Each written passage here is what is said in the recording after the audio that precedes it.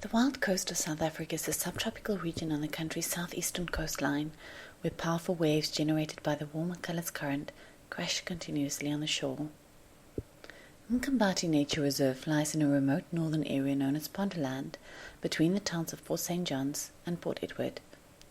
It's a relatively small protected area, just 70 square kilometers, but it's one of the most beautiful and ecologically important. The meaning of the name Mkhambathi is not clear.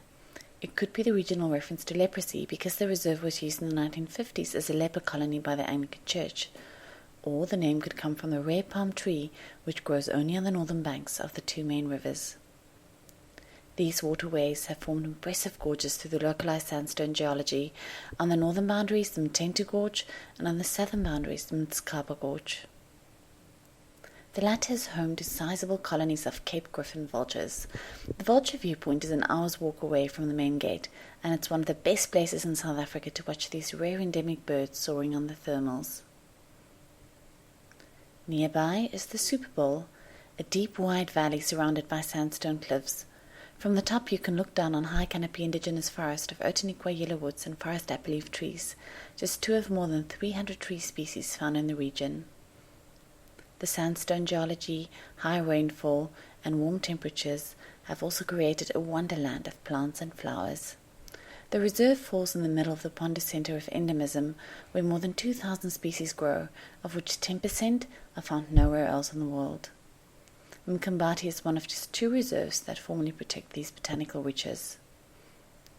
There are also pockets of rare swamp forests, dense collections of trees in amongst the grasslands.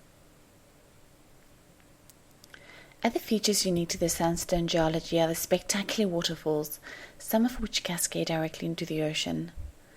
On the Mkhambathi River in the middle of the reserve, 3 waterfalls can be reached on foot from the reserve chalets at Gwegwe.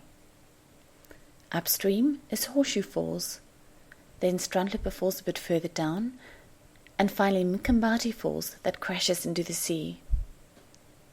Because this river has most of its catchment area within the reserve, the water is crystal clear and the huge rock pools make for great swimming.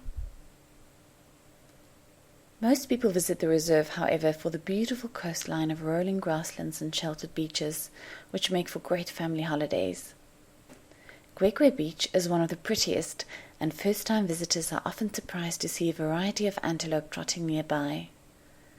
Small herds of eland and blesbok stand against the backdrop of the Indian Ocean, a sight that has become increasingly rare on the wild coast, where development and cattle grazing is the norm. The Ponder people own the land of the reserve and co-manage it with Eastern Cape Parks and Tourism Agency for conservation and tourism. The locals are intricately linked with the environment, and various attempts to begin mining near the reserve have been thwarted by King Pundamini Sakau and his community. There are few other wild places in the country which offer so much in such a small area, and, together with the Ponderland Marine Protected Area offshore, Mkhambathi fully deserve its growing reputation as one of the country's most special nature reserves.